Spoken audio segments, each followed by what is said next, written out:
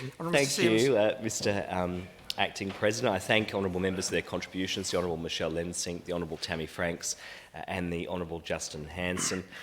Look, I feel for the Honourable Justin Hanson being asked to deliver that nonsense, but I'm pleased for him that at least he's been able to take the pressure off the Honourable Tung No, who is usually dispatched to kill off my motions in his usual style. But tonight, the task has fallen to the Honourable Justin Hanson to mount the nonsensical argument that somehow a giant office tower is going to be key civic space. I mean, the Honourable Member paints the picture of these incredible civic spaces around the world, and somehow our Festival Plaza will sit among them with a giant office tower. It is an absolute joke.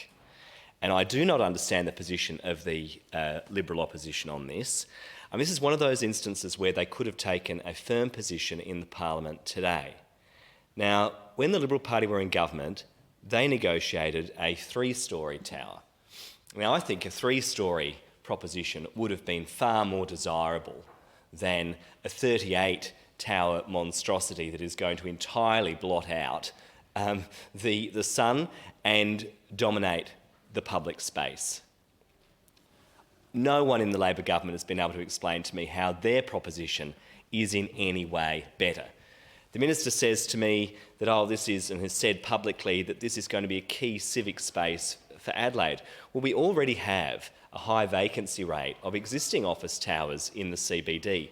Why on earth are we building yet another one? And why are we doing it on what is in effect prime public land? This is a great deal for the Walker Corporation, and it's a dud deal for everybody else. As the Honourable Tammy Franks noted, and I thank her for her support of the motion, she noted a number of prominent South Australians have come out in support of the campaign against this second Walker Tower monstrosity. Chief among them, former Labor Premier Lynn Arnold.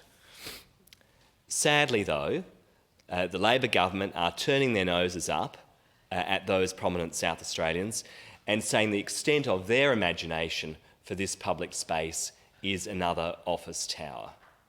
I think tower number 1 is a monstrosity, and I think tower number 2 is something out of, I'll quote the Honourable Frank Pangella, I think he referenced it once before as being something out of Legoland.